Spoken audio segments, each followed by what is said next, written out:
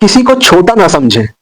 दोस्तों कहानी अच्छी लगे तो प्लीज एक लाइक कीजिएगा, चैनल को सब्सक्राइब कीजिएगा। ये कहानी है एक व्यापारी और एक नाव चलाने वाले की, जिसमें नाव चलाने वाला एक अनपढ़ आदमी होता है और बिजनेसमैन एक पढ़ा लिखा सक्सेसफुल पर्सन होता है, जो सफलता का रहस्य क्या है अच्छी तरह से जानता है, तभी तो वो एक सक्सेसफुल पर्सन बना होता है। दोस्तों एक समय की बात होती है जब एक बिजनेसमैन बिजनेस के सिलसिले में एक गांव की ओर बढ़ता है। जिस गांव में वो जा रहा होता है वो गांव बहुत छोटा होता है। गांव में जाने का उसका एक ही पर्पस था कि वो उस गांव में अपना बिजनेस स्टार्ट कर सके या उस गांव में अपनी एक फैक्ट्री का निर्माण कर सके। दोस्तों वो इस गांव में अपनी एक फैक्ट्री लगानी चाहता है, जो बहुत बड़े लेवल की, क्योंकि शहरों में फैक्ट्री लगाना आज के टाइम में काफी मुश्किल होता है। इसलिए उन्हें एक ऐसी जगह को चुनना पड़ता है जो शहर से थोड़ा दूर हो और फैक्ट्री भी बड़ी आसानी से बन सके। इसलिए उसने इस गांव को चुना है। गांव के पहुंचने के थोड़े दूर पहले ही वो एक ऐसी जगह पर पहुंच जाता है जहां पर उसके सामने एक बड़ी सी नदी आ जाती है, और उस नदी को पार करने के बाद ही वो गांव में पहुंच पाता। गांव तक पहुंचने के लिए उसके सामने अब दो ही रास्ते होते हैं। एक जो उसको बहुत जल्दी पहुंचा देगा, यानी कि नदी को नाव से पार करके, और दूसरा रास्ता यह होता है कि यदि नदी को पार न किया तो काफी दूर चलना पड़ेगा और फिर उसको एक पुल से वापस आना पड़ेगा। तो आने जाने में जो टाइम लगना था वो करीब 3 से 4 घंटे भी लग सकते थे। दोस्तों दोनों रास्ते के अलावा अब उसके पास कोई और रास्ता नहीं था कि वो डायरेक्ट इस गांव में किसी तरीके से पहुंच सके।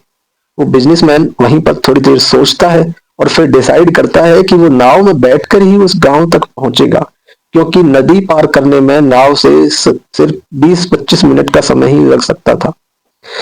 बिजनेसमैन अपना दिमाग लगाते हुए यही सोचता है कि क्यों 3-4 घंटे का समय लगने की वजह 20-25 मिनट की दूरी नाव से ही तय करके उस गांव तक पहुंचा जा सके। वो ये फैसला लेता है कि अब वो नाव से ही उस गांव तक पहुंचेगा। नाव का साइज देखता है तो सोचता है कि नाव तो बहुत छोटी है। अब दोस्तों नाव का साइज छोटे होने के कारण एक तरफ नाव वाला बैठता है तो दूसरी तरफ वो बिजनेसमैन बैठ जाता है। नाव में बैठने के बाद उस बिजनेसमैन ने उस नाव चलाने वाले से पूछा, आपको पता है कि आपकी नाव में आज कौन बैठा है? नाव चलाने वाले ने बड़े ही मुस्कुराते हुए अपने भोलेपन से कहा, नहीं साहब, मैं आपको नहीं जानता कि आप कौन हैं। बिजनेसमैन उसकी बात सुनकर कहता है, अरे तुम क्या अखबार नहीं पढ़ते? अब गांव वाले ने उत्तर दिया, साहब मैं पढ़ा लिखा नहीं हूं, जिसके कारण से मैं अखबार नहीं पढ़ पाता हूं। बिजनेसमैन ने नाव वाले को बताया कि आखिर अखबार में मेरी फोटो 1-2 दिन में अक्सर छपती ही रहती है। अगर तुम्हें पढ़ना आता तो तुम मेरे को अभी जान गए होते। नाव वाले ने बताया कि उसके माता पिता बचपन में ही गुजर गए थे, जिसके कारण से वो अपनी आगे की पढ़ाई नहीं कर पाया और अपना और अपने परिवार का जीवन चलाने के लिए वो एक छोटी सी नाव का ही सहारा लेता है और उसी के जरिए वो अपने परिवार का पालन पोषण करता है। नाव वाले ने बताया कि अपना पूरा परिवार की जिम्मेदारी होने के कारण ही उसे ये काम शुरू करना पड़ा था और आज वो इसी काम को करता आ रहा है। अब बिजनेसमैन उसके उत्तर को सुनते हुए उसका थोड़ा मजाक उड़ाते हुए कहता है, अरे तुम तो अनपढ़ हो, तुम पढ़े लिखे नहीं हो, इसलिए तुम्हें पढ़ना नहीं आता, और तुम दुनिया में क्या कर रहे हो उसको भी नहीं जान रहे हो। बिजनेसमैन ने कहा, ऐसी भी जिंदगी का क्या फायदा जो दुनिया में होने वाली बातों के बारे में ही न जान पाए। ये सुनकर उस नाव चलाने वाले को बहुत बुरा लगा, लेकिन उसने कुछ भी नहीं कहा और वो अपनी नाव को आगे बढ़ाता रहा। दोस्तों फिर बिजनेसमैन ने अपना उद्देश्य बताया कि वो इस गांव में क्यों आ रहा है। उसने बताया कि कुछ दिनों के बाद नदी के बाद जो गांव है वो उसकी जमीन पर एक बड़ी सी फैक्ट्री लगाने वाला है, जहां पर वो एक मिनरल वाटर की एक फैक्ट्री तैयार करेगा। गांव वाले को उसके शब्द समझ ही नहीं आए कि वो क्या कहना चाह रहा है और किस तरह की फैक्ट्री बनाने वाला है। दोस्तों अब गांव वाले ने बताया कि मैं कभी इस गांव से बाहर ही नहीं गया हूं, इसलिए मुझे नहीं पता कि आप किस तरह की फैक्ट्री के बारे में मुझसे बात कर रहे हो। दोस्तों बिजनेसमैन ये सुनकर गांव वाले पर हंसने लगा। उसने कहा, अभी तक इस गांव से तुम बाहर ही नहीं गए हो तो फिर तुम्हें पता ही नहीं होगा कि शहर क्या होता है और शहर में किस तरह की जिंदगी बिताई जाती है। ऐसी जिंदगी का फिर जीने का ही क्या फायदा, आप तो बिल्कुल ही अनपढ़ आदमी हो। बिजनेसमैन की इस तरह की बातें से अब नाव वाले का मन काफी उदास सा हो गया।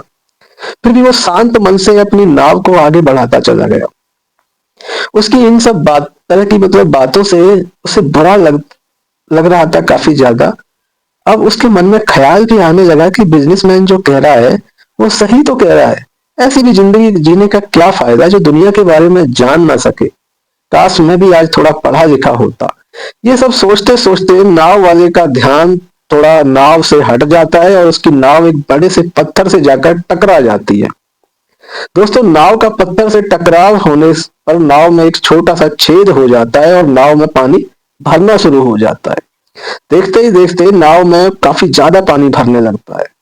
जिस तरह से नाव पत्थर से टकराती है उस जगह एक गहरा सा गड्ढा हो जाता है जिसकी वजह से वो पानी भरने लगता है। अब दोस्तों, नाव बिल्कुल बीचों बीच नदी में होती है।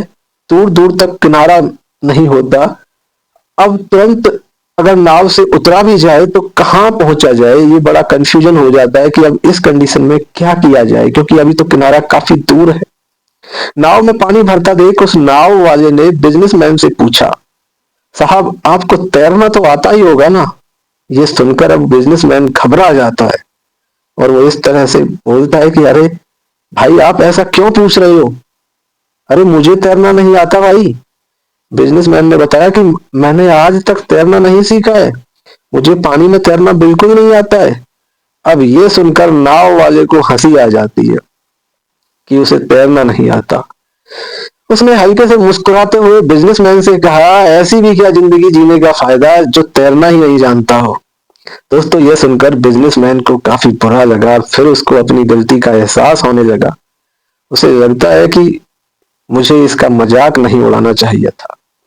स्थिति सही नहीं होने के कारण हो सकता है कि वो पढ़ा लिखा नहीं हो या उसको कोई ऐसी प्रॉब्लम हुई हो जो वो पढ़ ना सका हो। नाव में पानी भरता देख बिजनेसमैन ने गांव वाले से कहा, प्लीज मैं आपके आगे हाथ जोड़ता हूँ, मुझे इस पानी से आप बचा लो। तुम जो मांगोगे, जो चाहोगे, मैं तुम्हें सब कुछ दे दूंगा, बस आज किसी तरह से मेरी जान बचा लो। नाव वाला बड़ा सीधा साधा होता है। उसने कहा, अरे साहिब, आप बिल्कुल भी ना घबराएं। मुझे सिर्फ तैरना ही नहीं बल्कि मैं तैरते हुए दूसरे डूबते हुए इंसान को भी बचा लेता हूँ। आप बिल्कुल भी ना घबराइए, बस आप मुझे कस कर पकड़े रहो, मैं आपको कुछ होने ही नहीं दूंगा। दोस्तों, इस तरह से उस नाव वाले ने उस बिजनेसमैन को पानी से बचा लिया और उसको किनारे पर पहुंचा दिया। बिजनेसमैन की जान बचने के बाद उस नाव वाले से बिजनेसमैन काफी खुश हुआ और उसे ये भी एहसास हुआ कि किसी भी छोटे आदमी को नीचा नहीं दिखाना चाहिए। हर व्यक्ति में कुछ ना कुछ कमी जरूर होती है और दोस्तों, हर व्यक्ति में कुछ ना कुछ एक विशेष गुण भी होता है जो हमें समय आने पर ही दिखाई देता है।